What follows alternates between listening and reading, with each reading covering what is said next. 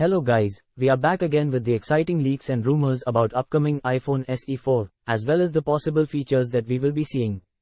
The mass production of the iPhone SE 4 have been delayed till 2025, and it's also rumored that it will be released on September 2025. The next generation iPhone SE will be equipped with the Apple designed 5G modem and will have similar design as standard iPhone 14. So get ready to dive into the bunch of exciting leaks and rumors of upcoming iPhone SE 4.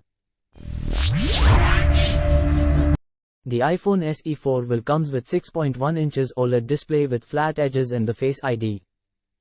The introduction of USB Type-C charging that Apple is making because of regulatory requirements in Europe. The iPhone SE 4 will have single main camera of 12 megapixel wide angle and the selfie camera of 10.8 megapixel.